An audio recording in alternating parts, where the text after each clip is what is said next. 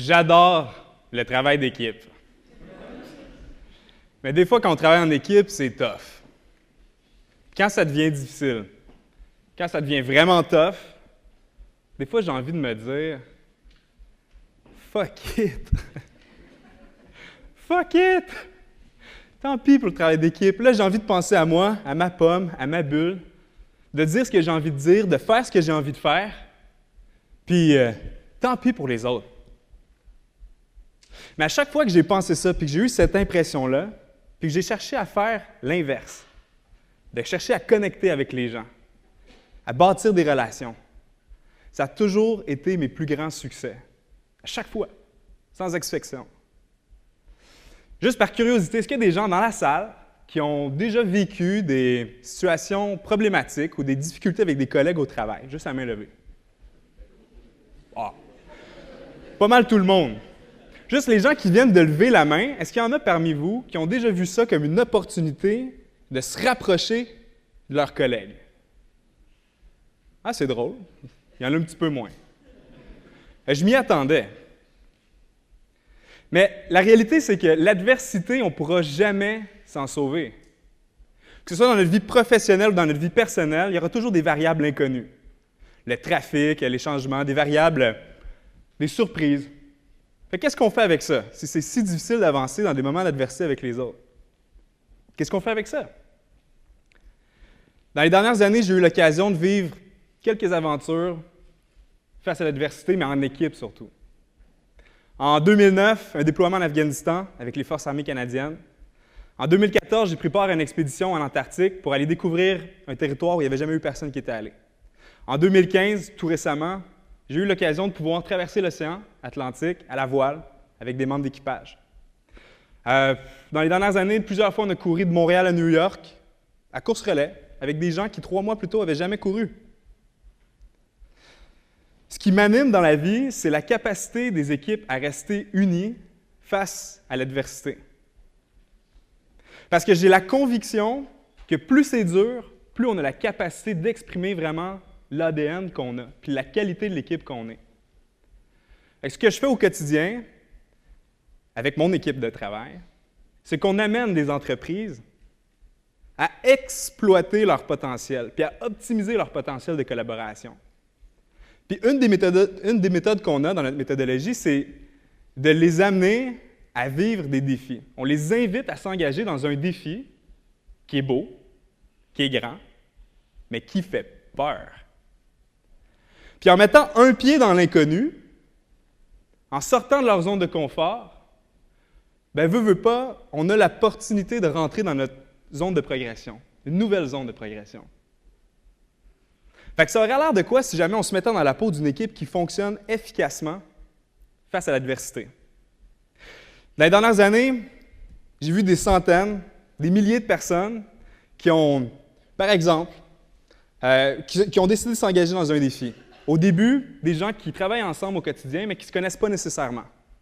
Qui s'engagent dans un processus de défi, puis éventuellement qui relèvent un défi, après s'être préparés. Puis, rendus au bout, qui interagissent les uns avec les autres comme s'ils étaient des frères et des sœurs. Là. Fait que ça aurait l'air de quoi? Si jamais on se lançait dans cette situation-là. Petite histoire. Juin 2014, avec une trentaine d'avocats. L'objectif, on part de leur bureau de Montréal, puis on veut se rendre jusqu'à leur bureau de Toronto à la course, en équipe. Ça veut dire que quand on commence à courir, on ne laisse personne derrière. On court tout le monde ensemble jusqu'au fil d'arrivée. Puis, ce qui se passe à ce moment-là, c'est que ça fait 4 mois que les gens ils se préparent. Ils se préparent évidemment à courir. Fait qu'ils se préparent physiquement. Bon, on s'entend, ils ont quand même une petite distance à courir. Mais ils se préparent aussi humainement, à vivre ensemble, dans l'adversité. Parce qu'on ne sait pas exactement sur quoi ils vont tomber. Et l'élément, c'est que chaque personne est divisée dans un groupe de course et tout le monde doit courir 8 fois 10 km en 3 jours. La plupart de ces gens-là n'étaient pas des coureurs à la base. Et là, moi, je suis coach, puis je suis avec une équipe de 4 personnes. On court, c'est notre 6e 10 km. On court, puis du coin de l'œil, je réalise qu'il y a Pat, malgré tout son courage, toute cette détermination, qui commence à ralentir. Il y a un écart qui se crée entre nous puis Pat. Pat est en arrière, puis il souffle. Puis là, il fait juste dire « Entraide, s'il vous plaît. Entraide, les boys. » Il y a 2 gars qui sont en avant qui décrochent. J'ai rien besoin de dire. Ils s'en vont en arrière et lui mettent une main dans le dos. Ils commencent à pousser sur Pat. Ils reviennent à notre hauteur, puis pendant ce temps-là, ce qui est extraordinaire, c'est que Pat, ce qu'il dit, c'est « Let's go, les boys! Allez, let's go, let's go! Hey, vous êtes capables de pousser un petit peu plus fort, let's go! » Extraordinaire! L'entraide s'est poursuivie jusqu'au 10e kilomètre comme ça. Puis quelque part, ce que ces gars-là sont en train de dire, c'est la vitesse à laquelle toi tu vas, puis la vitesse à laquelle toi tu vas, puis moi je vais, on s'en fout, là. Ce qui est important, c'est jusqu'où est-ce qu'on est capable de courir ensemble. À quel point est-ce qu'on est capable d'être créatif pour trouver des façons de fonctionner.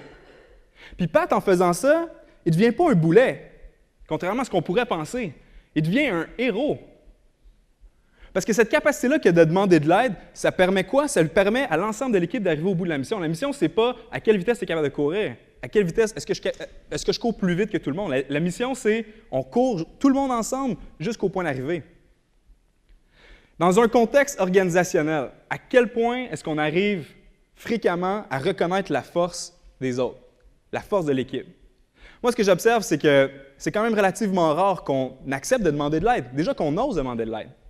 Puis des fois, l'aide, elle vient tout seul, elle apparaît tout seul, puis c'est pas tout le temps évident de l'accepter.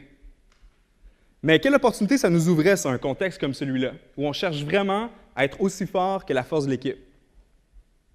C'est une idée. On change de continent. Juillet 2009, j'ai 24 ans, en campagne, à Kandahar. Bon. Je suis en Afghanistan avec une quarantaine de soldats, puis on est en file indienne, puis l'objectif, c'est de se rendre au village voisin pour aller le sécuriser, puis aller y vivre pendant 2-3 mois, pour aller s'installer pour la fin de notre mission. Puis je marche, moi je suis à la fin de la file, on est dans une espèce de couloir, puis bien, évidemment, on regarde partout pour être sûr qu'on ne marche pas sur des mines ou quoi que ce soit. Et puis, à un moment donné, pac! La lumière m'aveugle avant même que j'entende le son de l'explosion. Boum! Je ressens là, le souffle jusque dans mes tripes. Puis ce qui se passe à ce moment-là, c'est que je me sens complètement impuissant. Il y a un des gars en avant qui a pilé sur une mine, il y a 2 blessés qui sont graves. Les gars sont pris en charge, l'hélicoptère arrive. Éventuellement, 1h30 plus tard, c'est-à-dire qu'1h30 plus tard, l'hélicoptère arrive, les gars sont évacués, puis ils vont être corrects. Sauf que nous autres, on est tous un petit peu sur le choc, là, évidemment. On réussit à continuer et à terminer la mission. Mais les jours suivants, je réalise que je n'ai pas le même niveau d'énergie, je n'ai pas le même type de focus, je n'ai pas les mêmes interactions avec les gens. Je suis un petit peu plus impatient. Puis je fais une enquête sur moi-même, je dis « Qu'est-ce qui se passe, Sam? Qu'est-ce qui se passe? » Puis je réalise qu'il y a des éléments sur lesquels je porte attention qui ne sont pas des éléments qui me tirent vers le haut. Il y a des éléments sur lesquels je porte attention comme est-ce que je vais piler sur une mine? Si jamais je perds une jambe, comment est-ce que je vais être capable de vivre le restant de ma vie? Qu'est-ce qui va se passer? C'est quoi l'impact par rapport à tout ça? Puis, je réalise que je ne suis pas capable d'être le coéquipier de mes rêves si jamais je ne réussis pas à faire équipe avec moi-même, puis de vraiment prendre la responsabilité de la façon dont je me sens, mais des choses que je me dis sur l'impact que ça a sur comment je me sens. Fait qu'à partir de ce moment-là, je prends une décision.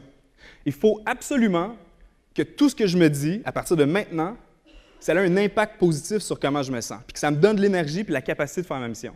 Fait que ce qui se passe à partir de ce moment-là, c'est que je commence à observer la voûte étoilée. J'apprécie les interactions que j'ai avec des gens, des blagues, des bons repas qu'on a. Puis chacun de ces éléments-là, ça me donne un petit peu plus d'énergie. Puis c'est fou parce que c'est relativement rapide. À partir du moment où je change mon focus mental de place, puis que je commence à regarder les éléments qui me tirent vers le haut, il y a comme une transformation qui se fait. Je recommence à avoir l'énergie, à avoir plus de patience, à avoir plus de capacité d'être en interaction avec les gens. Puis, est-ce que ça se peut des fois que dans le monde du travail, quand il y a une bombe qui saute, on a tendance à focusser sur le bobo, tu sais? Puis à quel point est-ce qu'on réalise l'impact de ce qu'on pense sur l'énergie que ça procure? Puis l'impact de comment on a de l'énergie sur les autres. Parce que quelque part, chaque chose qu'on dit quand on est dans une situation de défi, chaque chose qu'on fait ou qu'on ne fait pas d'ailleurs, c'est un peu comme une espèce de vote pour l'équipe. C'est soit ça tire l'équipe vers le haut ou pas. Est-ce qu'on est toujours en train de chercher à tirer l'équipe vers le haut? On change encore de continent. C'est un voyage à travers le monde. 2014, février, j'ai 27 ans, on est en Antarctique avec 6 aventuriers québécois. Notre objectif, c'est d'aller explorer un territoire inconnu. Il n'y a jamais eu personne qui a mis les pieds là-bas. il vente, il fait froid, il y a de la neige, la visibilité n'est pas super bonne. Puis on a décidé de diviser les deux équipes en équipes de 3 personnes. Dans mon équipe, il y a François, Marina, puis il y a moi.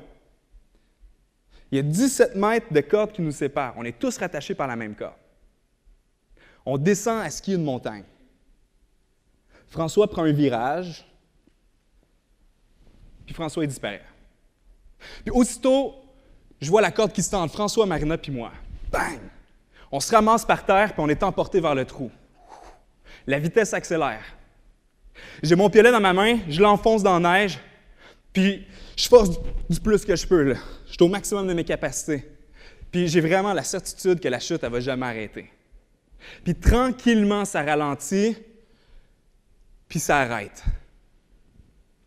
Mais à ce moment-là, j'ai mal partout. Là. Le poids sur mes hanches, sur mon dos, il est terrible. J'ai la certitude que ça va décrocher à n'importe quel moment, puis que je n'ai pas la force physique qu'il faut pour être capable de m'en sortir. Fait que je me dis, j'ai besoin d'aide. Entraide. Fait que je me lève la tête, je me retourne de bord, puis je vois Marina. Marina, c'est une super fille de montagne. C'est une guide de montagne. Mais Marina est dans un état, elle a le genou qui est reviré comme ça à l'envers, puis elle a un bras qui est... Puis je me dis, hey, si elle passait une audition pour le Cirque du Soleil à ce moment-là, c'est sûr qu'elle l'aurait. Elle a la face dans la neige, puis je me dis, comment elle fait pour respirer? Mais j'ai besoin d'aide, parce que je sais que je ne serais pas capable de tenir. Fait que j'ai dit, Marina! Marina, est-ce que tu peux m'aider avec le poids? J'ai peur, j'ai la chienne. Marina est comme ça, puis... Non! Je m'excuse. Wow. Ben, OK. Hey, j'ai la certitude que je ne suis pas capable de tenir ça, ce poids-là. Ben, OK. Ben, c'est fini. Ben, tu sais, je suis presque confortable avec ça. Parce que je réussis à me convaincre que quelque part, on s'en va tous vers là, tu sais. Puis je réussis à me convaincre que, tu sais quoi, j'ai eu une bonne vie, je suis allé au bout de mes rêves, j'ai plein de souvenirs. C'est correct, tu sais. Ce sera un bon moment. Puis là, je suis en train de visualiser ma mort, tu sais. Puis je réalise, en fait, il y a une vision qui m'apparaît, puis la vision, c'est la suivante. J'arrête de penser à moi, je sors de mon corps, là, puis je pense à Marina puis à François. Puis là, j'imagine François, tu sais, que lui, il est dans le trou, il y a la corde qui pend. Puis j'ai comme de la misère à accepter ou à voir que François, lui, il est comme, ouais, pourrait être une belle journée pour mourir. Tu sais, c'est soit Sam, ça y tente, soit Sam, ça y tente pas, moi, je suis à l'aise. Si ça y tente pas, je me ramasse 50 mètres plus bas d'un champ de crevasse, 300 mètres plus bas dans la mer. J'arrive pas, là. Je résiste à cette image-là. Puis là, je creuse, je fais une enquête. Qu'est-ce qui fait que je résiste autant?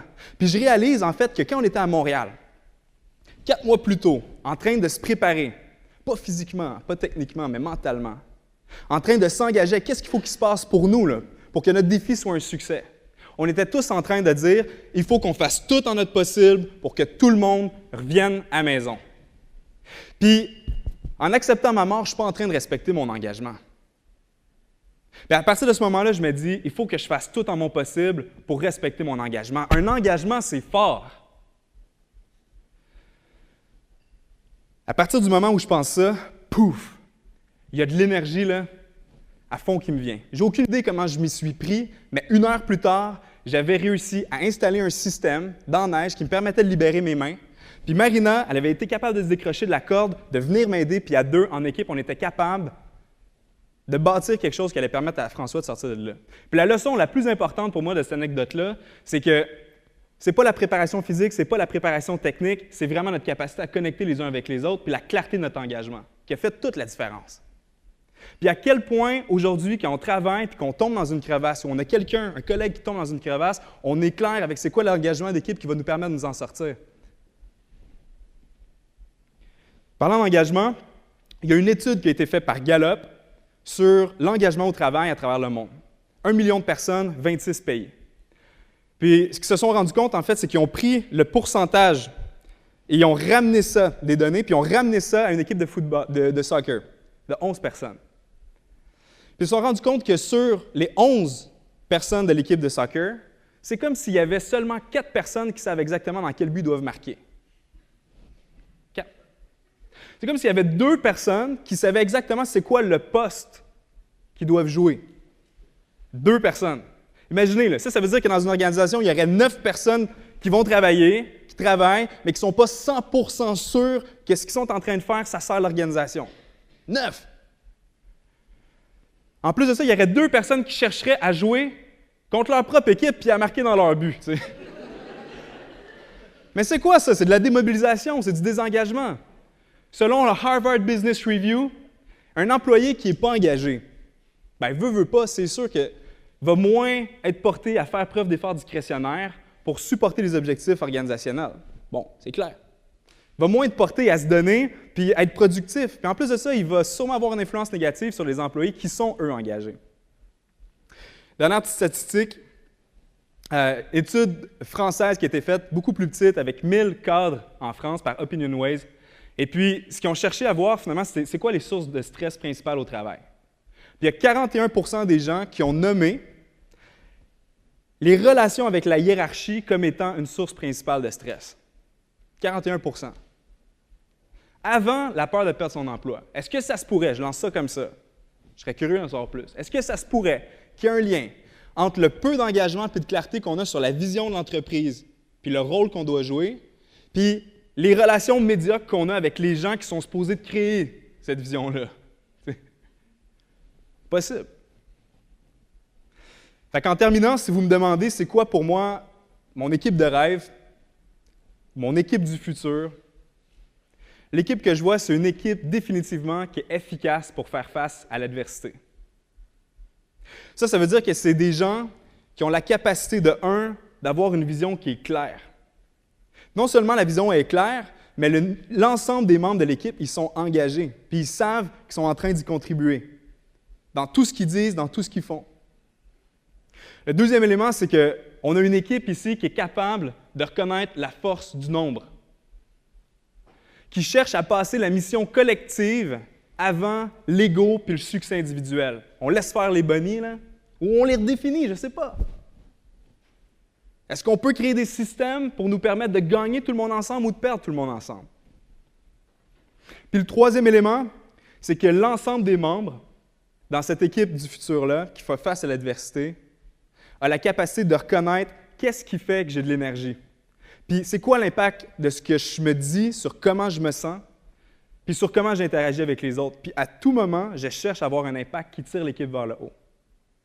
Si jamais vous êtes curieux de voir un petit peu à quoi ça pourrait ressembler si jamais vous viviez l'adversité de façon efficace avec des collègues, soyez déraisonnables. Allez, je ne sais pas, sortez du bureau, allez marcher sous la pluie, faites quelque chose d'un petit peu extraordinaire, puis observez c'est quoi les réactions, c'est quoi les comportements, puis tout est correct. Mais cherchez peut-être à en parler après, puis à voir comment est-ce qu'on peut s'améliorer par rapport à ça. En terminant, puis je vais vous laisser là-dessus, il y a des équipes actuellement des équipes corporatives, des entreprises, qui traversent des océans, qui montent des montagnes, qui cherchent à traverser des pays parce qu'ils veulent redéfinir c'est quoi le travail d'équipe. Puis je vous lance la question à vous. Dans quel type d'équipe avez-vous envie de contribuer? Merci.